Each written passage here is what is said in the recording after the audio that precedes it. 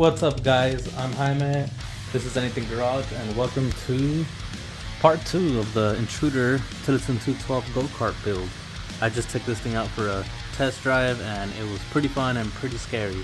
So we're gonna continue off where we left off on the last episode. So I hope you guys enjoy.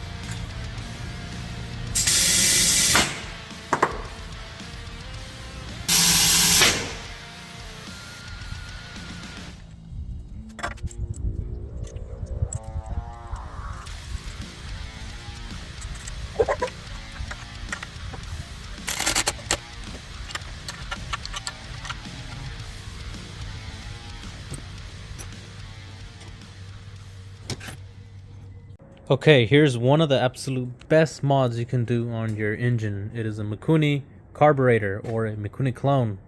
I am going to be using a TM24, which is a flat slide 24mm Mikuni Carburetor.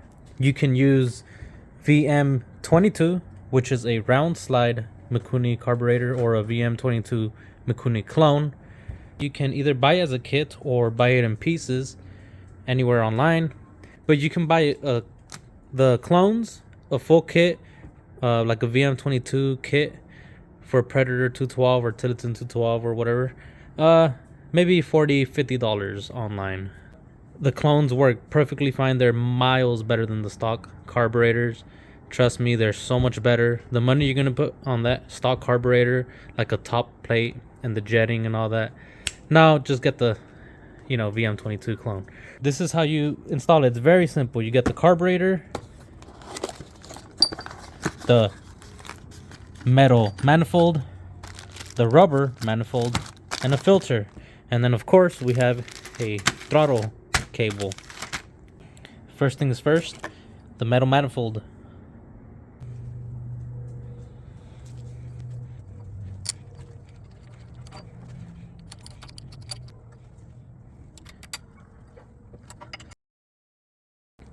Next up is your rubber manifold. Should be like this. All you do is slide that in there.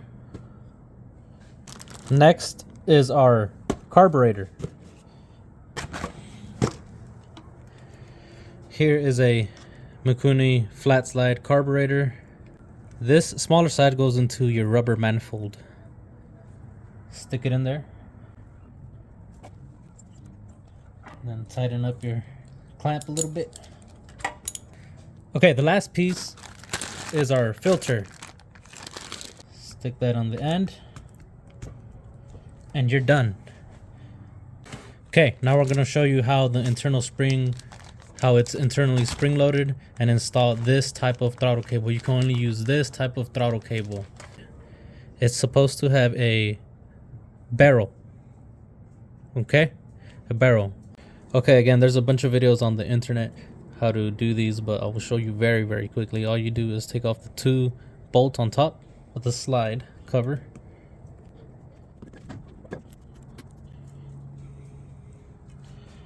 Okay, hold this because it is spring loaded, so it doesn't fly off on you. There is a slide in here, just catch it like this. Okay, you see that slot?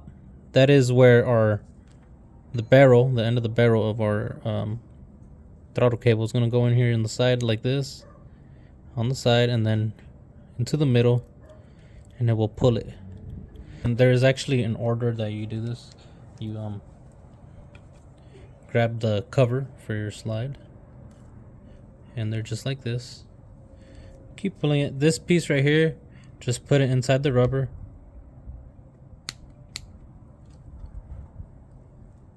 So this is first. Then you put your gasket in here. Then your spring. Then this plastic piece that locks your barrel, the end of the barrel, onto the slide, with this aiming down, and then you put your barrel right in there so you can lock it.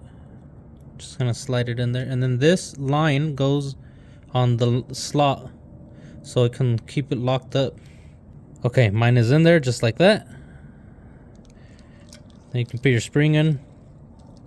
The slide is gonna go back into the carburetor. Notice this slot here and this line here on the carburetor, there's only one that lines up with this slot. And then you got to get your needle into that jet. Just slide it in there and close it up. This is it. So it's internally spring loaded now, and I'm gonna showcase it to you. I'm gonna be pulling this like my hand is the pedal. Check out the slide in here.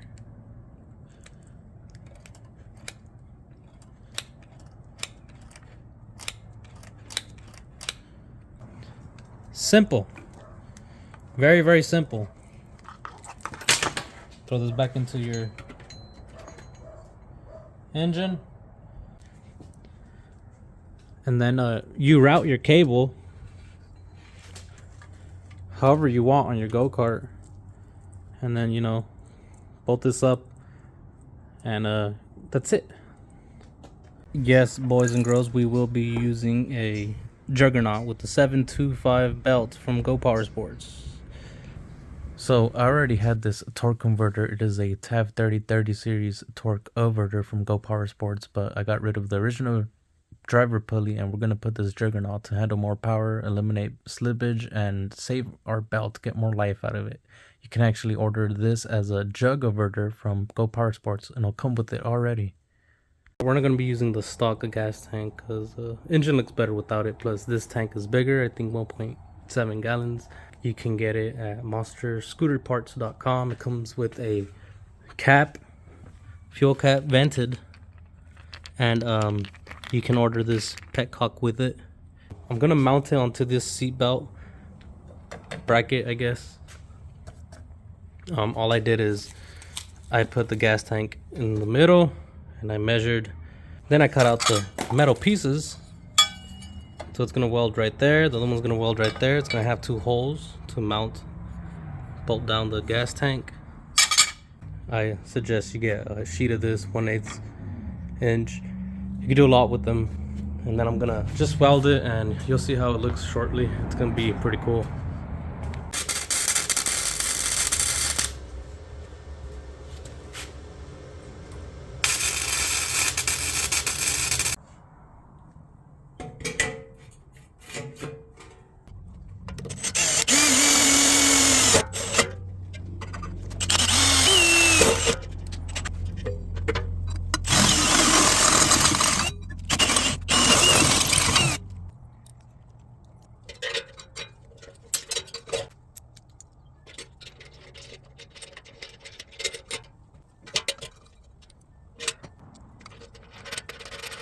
It's not pretty, but it's functional. I mean, I'm not the best welder, but it's on there. And then I use two of these rubber risers, I guess, these grommets for vibration, but that's all it takes. It's very easy. Here's the fuel cap. Looks great. Before we go out on the test drive, I do want to mention that I did let the engine idle for about 10-15 minutes just to, you know, get heat cycles onto the engine. I did that for a couple days. Before you put a new engine on and just take off with it, go ham on it, you want to make sure you break it in a little bit, or you might break something. Better be safe than sorry, you know, because these engines can get expensive. But just want to let you guys know.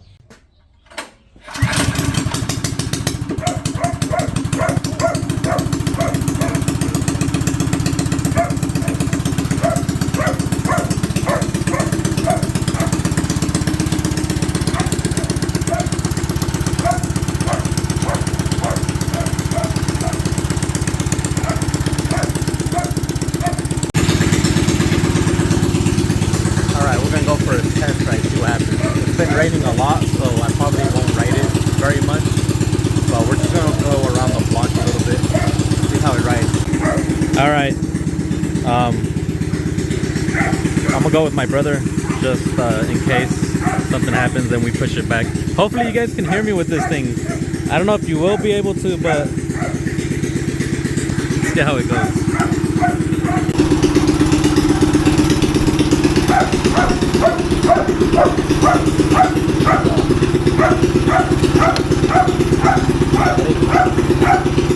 Let it die.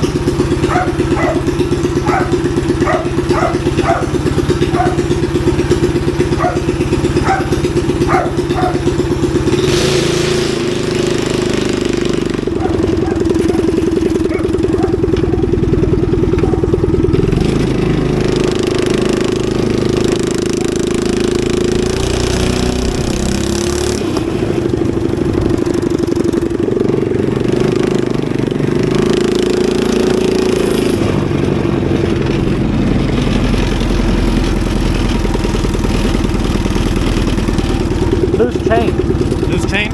Yeah. We gotta tighten the chain a little bit. Look at the chain. It looks good? Yeah, that's alright. I don't know. Makes a lot of noise, huh?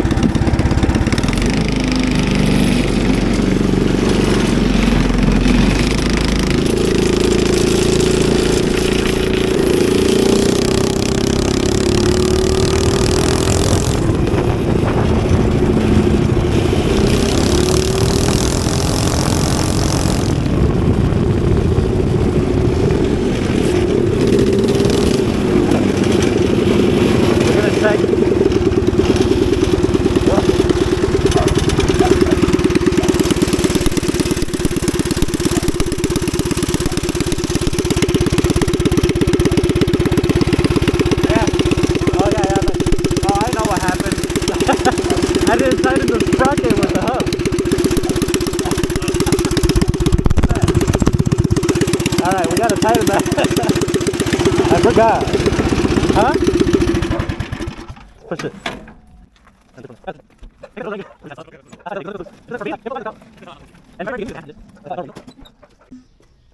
Round 2.